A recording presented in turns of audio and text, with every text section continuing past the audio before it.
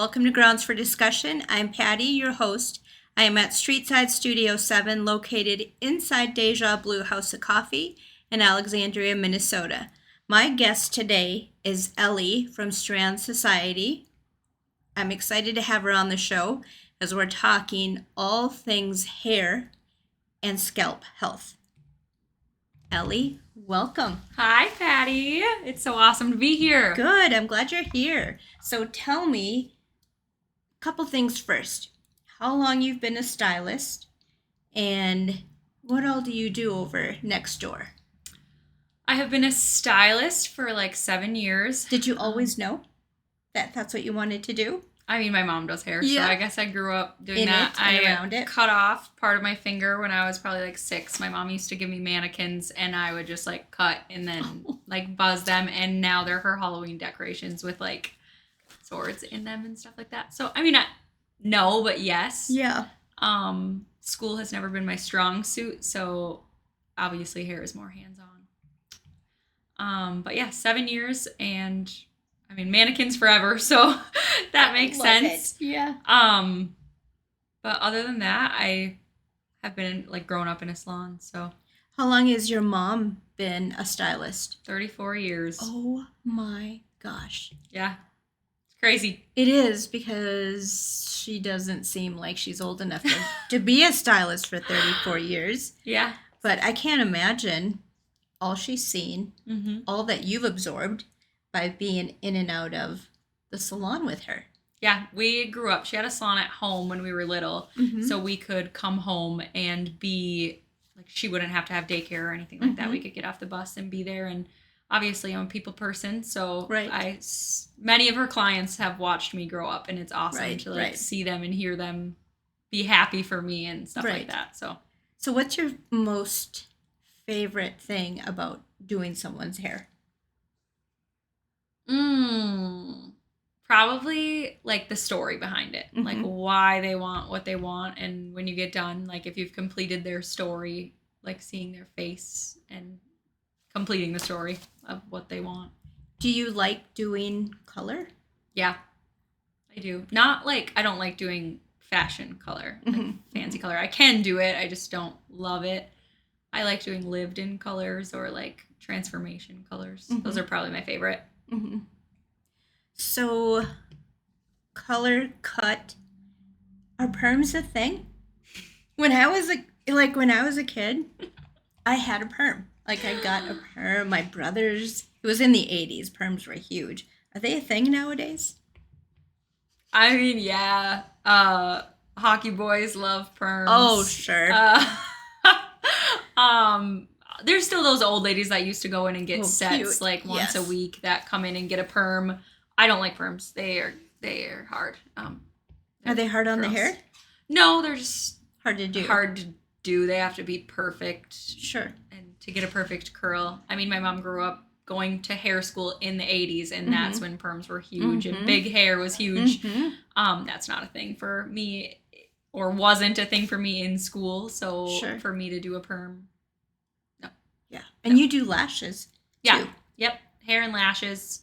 Used to do nails. Don't do nails anymore, but But you could. I could, yeah. But those aren't my strong suit either. Yeah. Those take a lot of patience. I bet. Yeah, I couldn't. I don't think I could sit Yeah. and no. do it. No, and I have OCD, so if there's like one little bump, even like my nails, sometimes I'm like, I could probably fix Buff that out, Yeah. yeah. But no, it's just too much perfectionism. Mm-hmm, mm-hmm. So you have kind of gone, and correct me if I've got this incorrect, down a road of education. I hope to, yes. Yes. So tell me more about that. I have started a scalp health journey, which started from social media, actually. My hair hasn't grown long since high school, and I got sick of it. So I started like researching and doing all that kind of stuff on social media, as everyone would, versus doing real, true research. And I came across the thing where like you shouldn't wash your hair for 7 days, 7 to 10 days, and that will be like healthier and help you. And it actually wrecked my hair. So I was like, okay, I'm a hairstylist. I should know these things. Every hairstylist should know these things. But like, come to find out, they truly don't. You just are very influenced by social media when it comes to those things. And a lot of what I found was that like when you don't wash your hair for 7 to 10 days, you're using all these aerosols, alcohols, dry shampoos that build up on your scalp. And my analogy to everyone is if I was to take a dry shampoo and spray it on a mirror for 7 days in a row and take Windex one time, spray it and wipe it, like, would it be clean? That one time would be like your one shampoo, because most people don't know you're supposed to shampoo twice every single time. So with that one wipe of Windex after 7 days of dry shampoo, there is no way possible that that mirror is going to be clean. I don't care who you are. I don't care what you're using. There is no way possible. I never thought of it that way, but that's a really good analogy. So it's a lot of stuff that people truly don't understand, and social media definitely does influence you in one way versus another. But everyone's different. So maybe washing your hair once a week does work for you, but there are many different types of people out there that like need different help. We're not all going to take the same type of medication. So we need to. Sure, the hair is just the same. Yes. Absolutely. So what is the biggest thing, would you say? Or maybe there's top 3 in terms of scalp health? There's a couple. Scalp health and hair health are different, but they do go hand in hand. Your scalp is essentially like your face. You're not going to use just one product on your face to make your skin healthy. Girl, if you know all the product I used on my face. Yes. Oh my gosh. So essentially your hair is the same way. Sure. Your scalp needs to be clean. Okay, I need to pause you. Yeah. Like, this is so good because I'm already learning so much. And this is what? We're like 5 minutes in? Yeah, absolutely. It's a Yes, lot. yes. It is a lot. So let's pick up where you were. So you don't just use one thing. Right. Okay. So a lot of people don't know, like when you're shampooing your hair, man or woman, you should be shampooing your hair twice. You are outside, especially in Minnesota. It's cold. We have a lot of like car exhaustion, and like our garbage plant here puts off a bunch of pollution. You don't realize that, but your hair and scalp is absorbing that. Gosh. So a lot of it is like if you're not wearing a hat. I don't wear a hat in winter. I barely wear a coat. I run from places to place, like whatever. If I was wearing a hat, it would probably help stop those things from absorbing. But those are things that you should be shampooing twice to make sure you are getting like all of that stuff off. Another thing within the shampoo category is if I'm using a moisturizing shampoo and conditioner, if I'm just scrubbing and rinsing, it's not doing anything. Like, you have to at least let your shampoo sit for 1 minute each shampoo for it to do what it's supposed to do. Same for conditioner. Stop. Yeah. Really? There's a lot. Okay, so deep, like you're coming into my shower with me right now. So when I shampoo, I'm like, rinse. Yeah. Well, that's what the bottle tells you to do is immediately. lather and rinse. So lather, let it sit. Yeah. So I would say at least for 45 seconds to a minute. If you want your shampoo to be doing what it's doing or what it's supposed to be doing. If you don't really care, I mean, maybe it's a waste of your money to have a certain kind of shampoo. Same with conditioner though, like your conditioner should never be above your ponytail. So if I put my hair in a low ponytail, your conditioner should never go above my hand here. Because that's going to sit on your scalp, and sometimes it has so many agents that are so thick that can't wash off. Right. I've experienced that actually. I've put conditioner in my hair and it won't rinse out. Yeah, and for someone with you, obviously you don't have like a ponytail area that you put can it like down put it here. in, but yeah, you have your front face frame and stuff like that you can put it in and keep it on. But there are certain conditioners that are specifically designated and designed to go on your scalp, and those are types of things that you would use on your scalp, not just a random conditioner. So what kinds of things are for the scalp? They'll say it. There's not like specifically like a bottle. That yeah, says it will scalp say treatment. like scalp conditioner. I have. Sure. Oh yes, let's see. Yeah, I have. I don't know what this side says. An Awaken box. This is for stimulating and revitalizing thinning hair. So essentially, this is for your scalp. Your hair grows from your scalp. So this would be something that would be designated for your scalp: shampoo, conditioner, and then there is like some oils and stuff in there. And you guys carry this at the salon? Yep, we do. We carry, can I say a bad word? I'm a product lady. I wasn't going to say that, but that's what I'm going to say. I'm a product lady. So I have multiple different things. Again, we're not all going to take the same medication, so I'm not going to recommend the same scalp health for every single person. Yep. There's definitely 100% differences in everybody. But this is one of my favorite brands. They do actually have like a whole write up on the back of like your problem and your root stuff and where your hair is coming from. But yeah, if it's something that is designated for your scalp, it will say it is for your scalp, which is very helpful.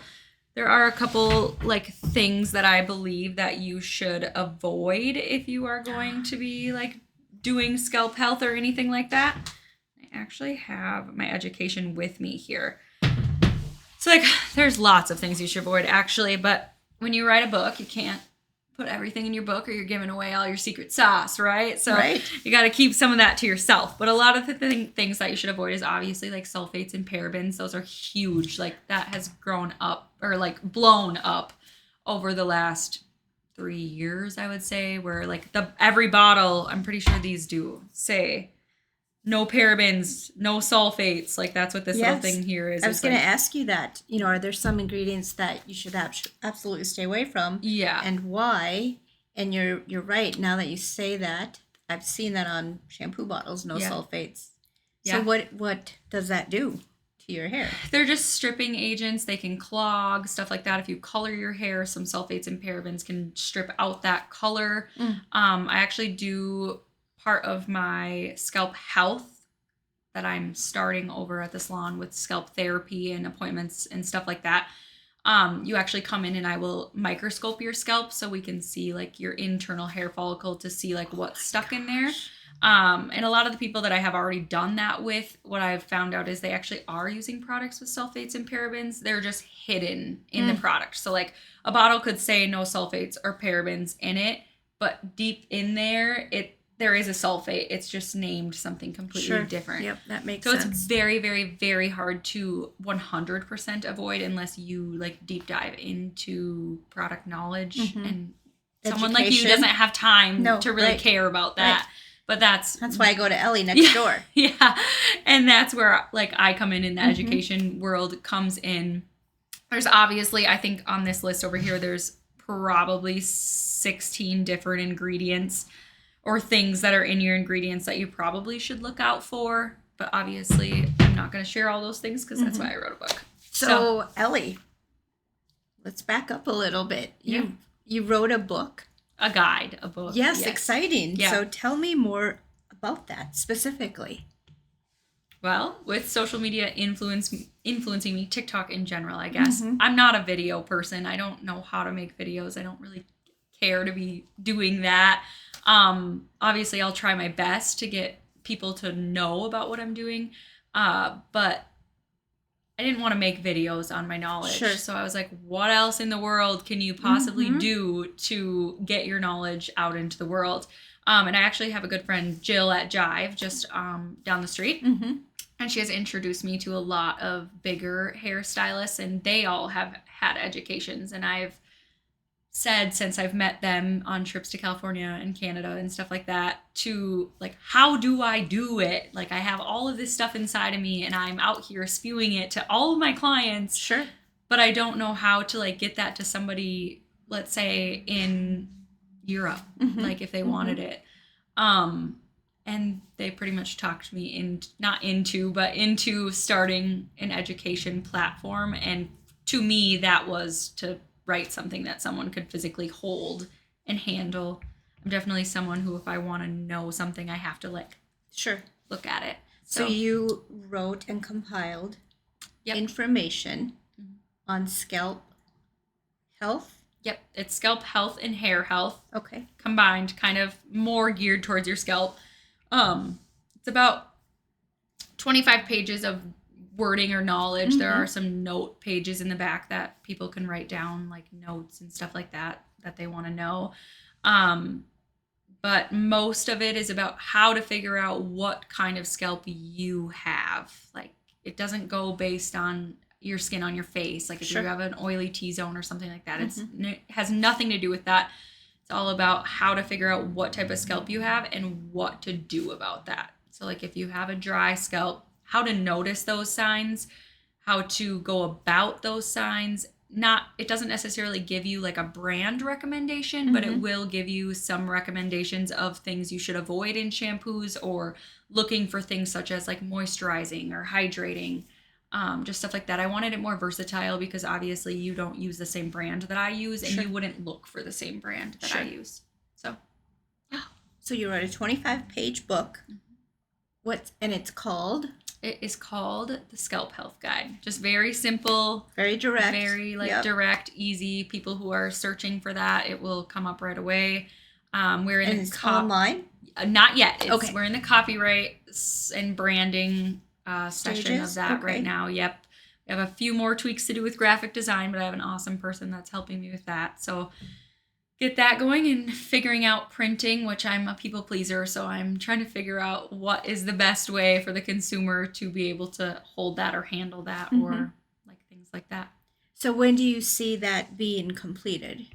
Like, what's your target date? I was hoping by March 1st, but I go on vacation for a few weeks here soon, so I am planning on printing them myself, the hard copies at least, just because I am a family-owned business already. Right. So I like to keep that within and try to do everything as much as I can. Also to keep the cost down for consumers like you that would like to purchase that and have that. There will be a PDF form available as well.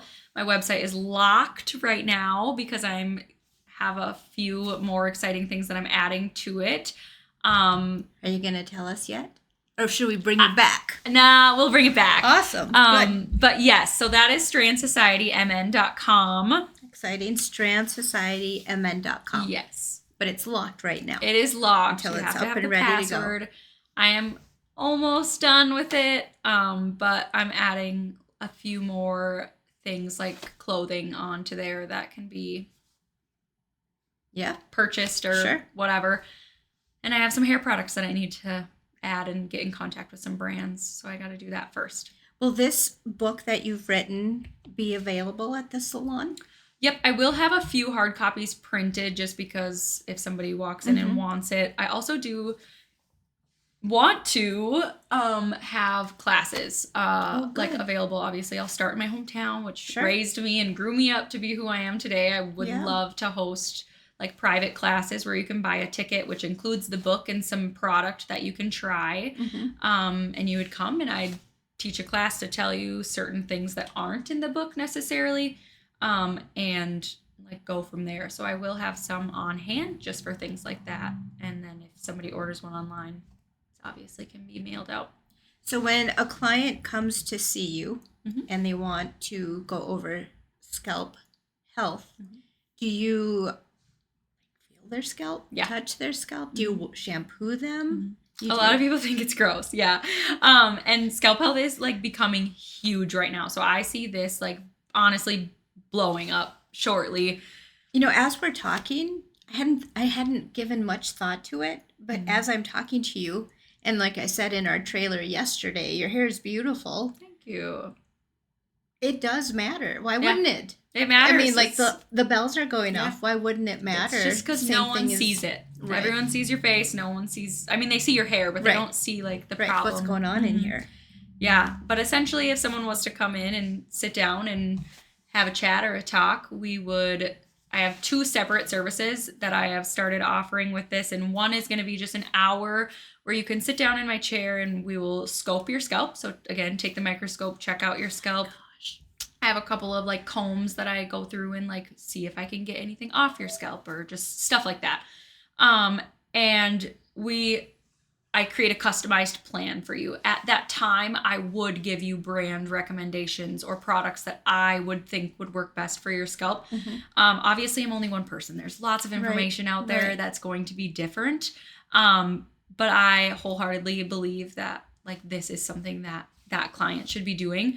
So that's an hour that is strictly only a scalp analysis and kind of just talking through and me typing up a report or emailing you a report of what to do, because let's face it, no one's going to remember what I said when you get home. And then I also have another option that will include a scalp like scrub, essentially. So yes, that we would do all of what I said before in the first service, but also we would add on like a 45-minute scalp treatment, like targeting what your problem is. Obviously, if we like come to an agreement on that problem. And then a blow dry and a style. And then I will be adding shortly, probably in the middle to the end of April, actually a scalp therapy, which I'm super excited about. It's what everybody's been seeing online with the Asian women that are way ahead of us in the beauty industry. They have like a whole spa, pretty much like a facial, but for your head. So that's going to be pretty relaxing. I have some lavender masks and some essential oils and stuff like that, so you can hang out in our chair and get a scalp facial for an hour and a half, which I think a lot of people will be very interested in. So what are some common scalp ailments? Like things that are... I would say the biggest one that gets me, and it's, everyone does it, but when you like itch your head and you see like white things falling from you, everyone will be like, oh, I have dandruff. I have dandruff. It's just dandruff. Well, truly it's not dandruff. It's actually dry skin and your scalp is dry. That's just how it is. And nobody is trained or taught that dandruff is actually like yeast. It's like thick, like you have to pick it off your scalp. You can't just itch and see it fall. It's going to be like a chunk that's coming off of your scalp, like creamy kind of yellow, where your dry scalp is going to be what you itch. I mean, sometimes I itch my eyebrows and white stuff falls. That doesn't mean I have dandruff in my eyebrows. What is dandruff then? So dandruff is yeast. So it's going to be like not an infection, but like a build up of yeast on your scalp. Is that from improper washing or natural oils in the hair? All of it combined. Okay. Yep. How you would tell the difference, I guess, is essentially when you scratch, it would be oily versus just like scratching your head. My son had a lot of like cradle cap dandruff type stuff. They're like in the same category. And that's kind of what also got me thinking, like, the people who don't know, cradle cap is essentially dandruff. So if you're telling me that when you itch your head, those little white flakes are that creamy and that thick as like a child would have cradle cap, that's not true. That's not comparable. So it's just me teaching that information that isn't out there, I guess. So then if someone comes in with dry scalp and the flakes coming out, you work through that with them. Yeah, absolutely. Help them. Yep. And it's not a one-time fix-all. It's absolutely not. If you had What do you think about dandruff shampoos? They're harsh. Yeah. They're very harsh, but if you have dandruff, you need it. There's no getting around it. They also do have like doctor prescribed dandruff shampoos. There are some with coal tar in them as well. That's very stripping. So if you have color but you have dandruff, you have to pick like what one you would prefer to get rid of. Do you want to keep your dandruff and keep your color, or do you want to get rid of your dandruff and get rid of your color? There are some non-harsh ones out there, but there is some pretty harsh ones. I think they're great for fixing the problem that you have, but you also need to be replacing that. Like, it's going to dry out your hair, so you need to replace that with moisture or hydration. Speaking of hydration, that's how my mind works. I immediately thought of, so oral hydration, does that affect hair, scalp? Absolutely. Look out, girl. Absolutely. Internal, like inside to outside, there is no way possible. I can't remember if I learned it in school or where I learned it, but someone once told me that once your skin becomes dry, you you could put a whole bottle of moisturizer on in a day and it's not going to fix it. You need to drink your water and hydrate from the inside out. Again, your face and your scalp are very similar. So same thing for that. I wouldn't say that it necessarily would help like the bottoms of your hair. This is definitely going to be product and stuff like that. But if you would like to help the top half, absolutely. Absolutely. Yeah. And some products, depending on who you are, hydration products are heavy. So a lot of people that like fun styles like you don't like heavy because your hair is going to lay down and be flat. But there are products out there for everyone that can help that. Sure. Very interesting. So in terms of moisturizing, and maybe you've not heard of this because you're so young. You're just a baby, Ellie. I grew up in the 80s. Yep. Big 80s girl. I had big hair down past my waist. The big thing that the guys were doing because of the 80s rock bands was using mayonnaise. Oh. Did you ever hear about? I mean, like, my mother has told me about these awful times. Yes, but people would use mayonnaise. Some of them would mix raw egg. Yeah, with their mayo. Weird. So what do you think about that? We're not doing that anymore. No, that's 80s. We're not there anymore. Is there any science behind it? Does it actually work? I actually haven't researched it, so I can't say yes or no. My mind wants to tell you that you are going down the wrong road, but I physically can't tell you yes or no. I mean, dogs, they tell you to eat eggs because it's going to make their coat shiny. So, I mean, I could see where there might be some potential truth to that, but I don't think they would have tested it yet. That's so funny. Yeah, I will never forget that. We were, gosh, I hope my mother doesn't watch this episode. So it was like 1986. So I must have been a sophomore in high school. And we had to go door to door fundraising for something. I can't remember what it was. That was a long time ago, Ellie. And one of the doors we knocked on, this boy comes out, and I bet you he's maybe 20 something. And he's got like his head full of mayonnaise. Was it for shine? Like the oils, you know, maybe. Like hair oils weren't maybe a thing back then. Maybe. I would say that I would think that it would be for the shine because mayonnaise does have a lot of oil in it. So I haven't tried mayonnaise to condition my hair. Ellie's like, don't do it. No. So do you also go through with clients styling tools? Like, this if is they too want hot to don't ever set your your flat iron this hot. Yes. Things like that. I kind of tailor my not my scenarios, my education. Like when you come in, my consultation. Sure. I try to tailor that to you. So if that's what you want to talk about, I will for surely say, do you straighten your hair? Do you blow dry your hair? Do you curl your hair? Like, I'll ask all of those questions, and if the answer is no, I'm not going to go over that with you, because if you're doing it every 6 months one time, right? Yes, it's knowledge you should probably know, but are you going to listen to it? Probably not, because it's not something that's in your daily routine. But for people who do curl their hair every day or who do straighten their hair every day, absolutely. I go over those things such as, like, turn it down. There's no reason for you to be smoking your hair like that. There's no reason for that. Take your time, slow down a little bit. A lot of people are very quick. Yeah. I'm bad at that. I curl my hair very quickly. So tomorrow I'll have to recurl my hair, where if I would just slow down a little bit, it would maybe stay a little longer, but I also don't want to be holding it there for 3 minutes on each strand. Yeah. And I actually do a lot of like training sessions with people on how to do their hair. Like, a lot of my clients are always like, oh, I wish I could curl my hair as good as you. Right. When they get home, they can't duplicate what you've done. Yep. Right. So I go over, like, a lot of them. I'll hand them my curling iron and say, do it. Like, I want to see you curl your own hair, and I'm going to push your elbow and pull your hand to what you're doing wrong in a sense of how I would curl your hair versus how you curl your hair. But a lot of my clients are, not a lot of them, I have a good 50-50 mix, but a lot of them are like in like 30 plus, which curls like this have just now become a thing after COVID, I think. So it's hard for people to get that beach wave curl because they didn't grow up doing the beach wave curl, or their mom didn't grow up doing the beach wave curl. So my mom still can't do the beach wave curl.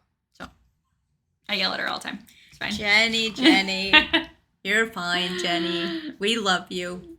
So what is, for you, now we're going to get a little personal here. Do you want to grow your hair out? Do you want it longer? I don't know. I think that a lot, actually. I'm like, I feel like I probably should, just for the sake of like, oh yeah, what I'm trying to teach you is working. Mm-hmm. But I have had longer hair one time, and it was probably my junior year of high school, and it was probably like here, and not a lot longer than what mine is. A few inches.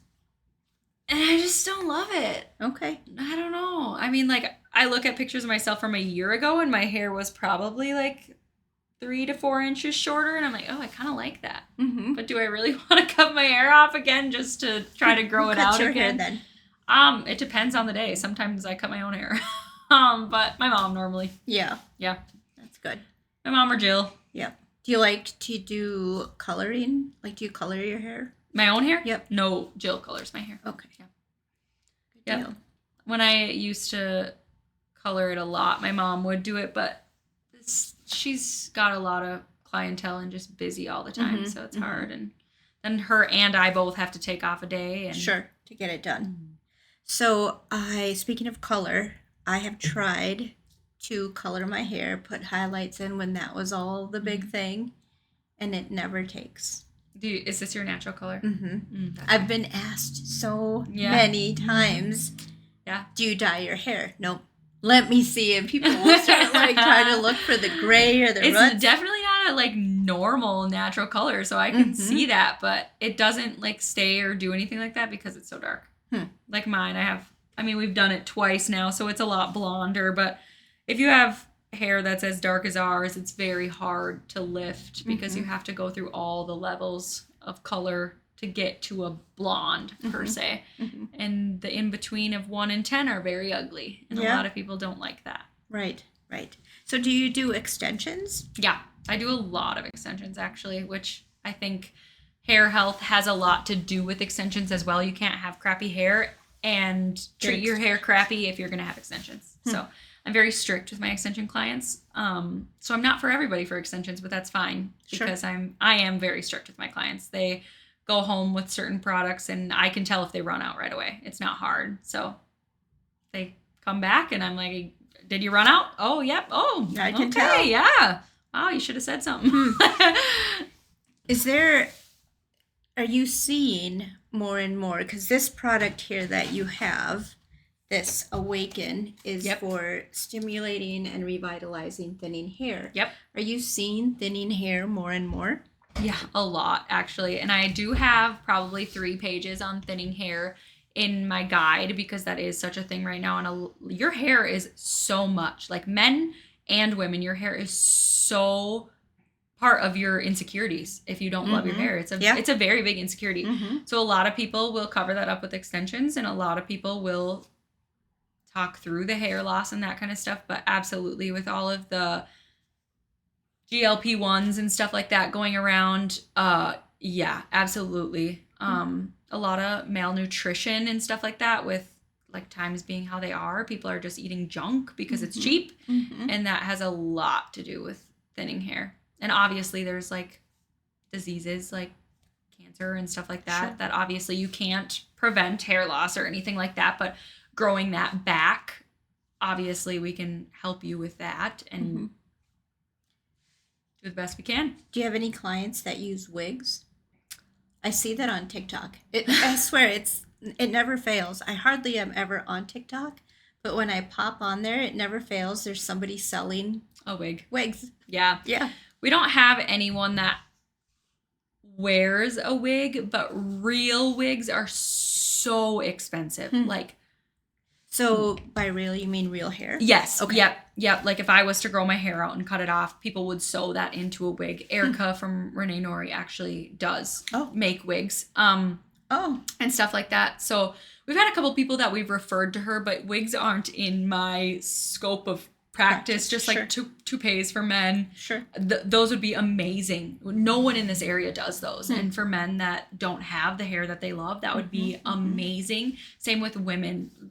Like they're an amazing thing, but for me to probably get you a wig starting at probably $1,000. Holy cow. And yes, I get that people would do that for their to fix their insecurity or help their insecurity, but I'm someone, I will not charge you something I would not pay. Sure. So I am You don't go there. No, absolutely not. Mm-hmm. I refuse to. And I have a lot of people that are like, wow, your prices are so cheap. Probably because I'm cheap. I would not pay your prices, so I won't do it. Sure. But wigs are getting big. I mean, we have one client who's dear to our heart that has breast cancer, and she lost all of her hair. And we've talked a lot about like wigs and stuff like that, but sometimes people aren't, it just doesn't feel like them. Mm-hmm. And in our area, I don't feel like wigs are maybe something that's so right. I think out there.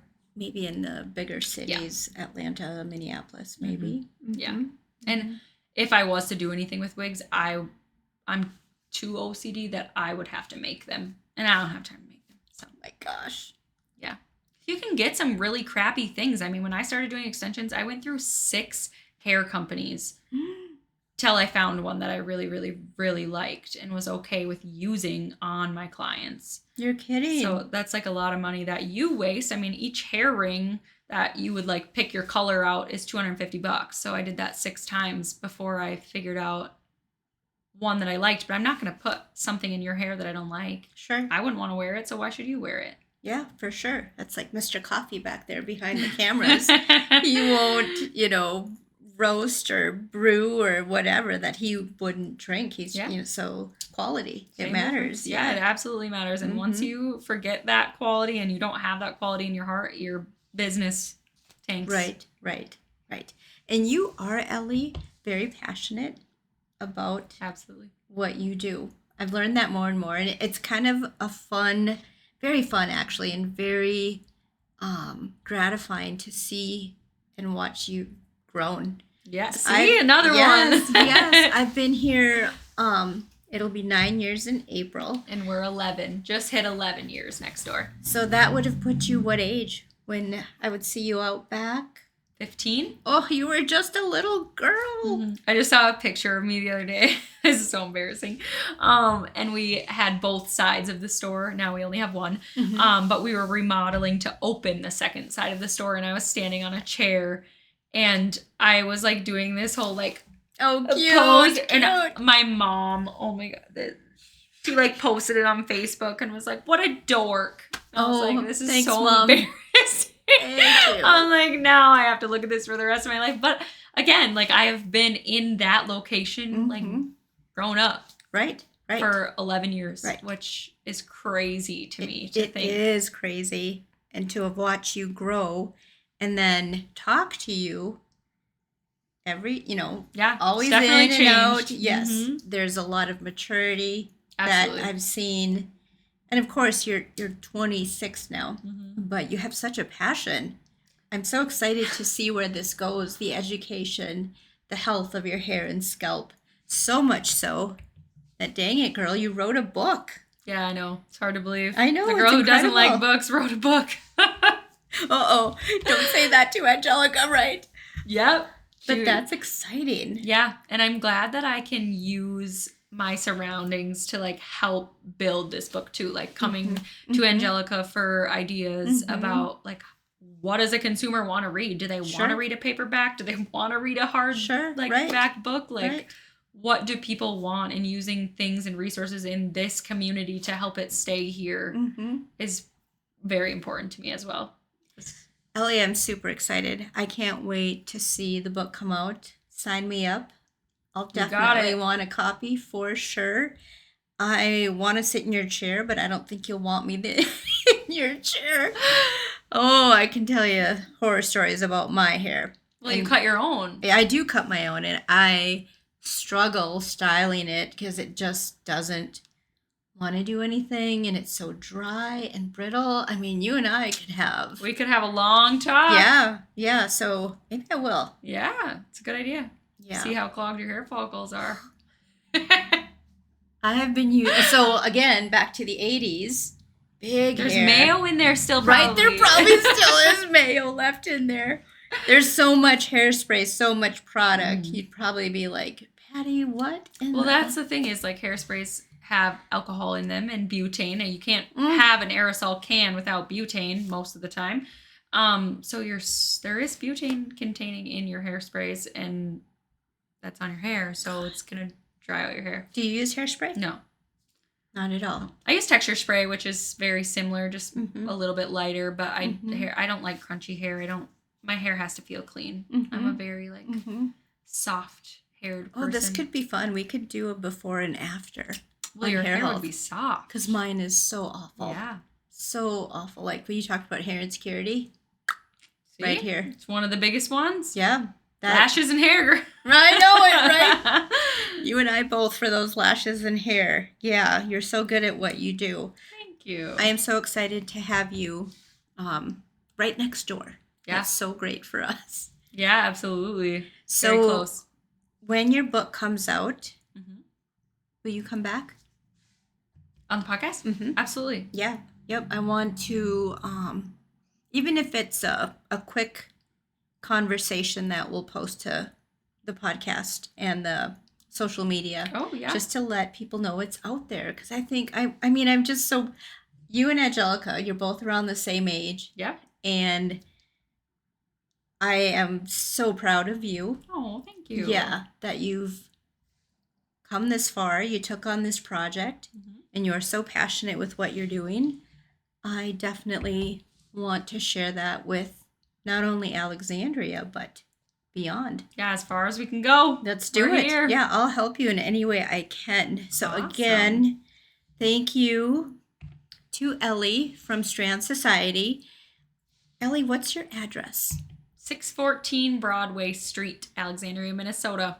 All right, so here she is, Ellie from Strand Society. So excited to have had this conversation with her. We're going to bring her back on the podcast when the book is out and maybe have a panel. Here's an idea. A couple of us will read the book and then we'll maybe ask some Q&As of you. Yeah. And a live stream would be fun. So many ideas happen when I'm sitting with Ellie. I don't know why. It's my brain. It runs 24/7. It's called ADHD. Yes, right. So again, thank you to Ellie from Strand Society. Super excited to have had her on the podcast today, and we'll bring her back as soon as that book is launched, and we'll go into detail with that. I, for one, will be getting a copy. So thank you all for joining us on the Grounds for Discussion podcast, located in Alexandria, Minnesota, at 612 Broadway. Inside Deja Blue House of Coffee is where we have our studio, Streetside Studio 7. Thank you.